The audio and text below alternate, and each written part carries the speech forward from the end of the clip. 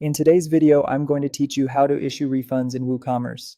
If you need to return money to a customer for all or part of an order, WooCommerce makes the process fairly straightforward. In this walkthrough, I'll show you exactly where to go and what to select so you can complete the refund accurately and confidently.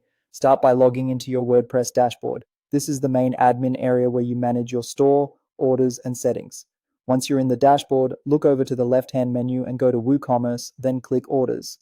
This section shows all customer orders in your store, including their status, totals, and order details. Next, find the specific order you want to refund and open it. Make sure you've selected the correct order before moving forward, especially if you handle a high volume of sales. Opening the order will take you to the full order details page where you can review the products purchased, payment information, and customer history related to that transaction.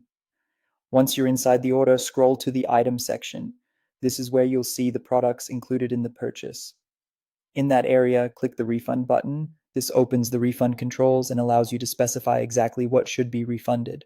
Now enter the quantity of items you want to refund or type in the exact refund amount. This is useful whether you're issuing a full refund, a partial refund, or refunding only certain items from the order. Take a moment here to double check the amount before continuing, since accuracy is important for both your records and the customer's experience. After that, choose how you want to process the refund. If the original payment was made through a supported payment gateway, select Refund via your payment gateway. This will automatically send the funds back to the customer through that same payment method.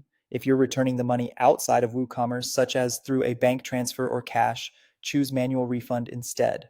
The manual option records the refund in the order, but it does not move any money for you, so be sure the payment is handled separately. Finally, click Refund to complete the process. Once submitted, WooCommerce will update the order to reflect the refund, helping you keep accurate records inside your store. And that's how to issue refunds in WooCommerce.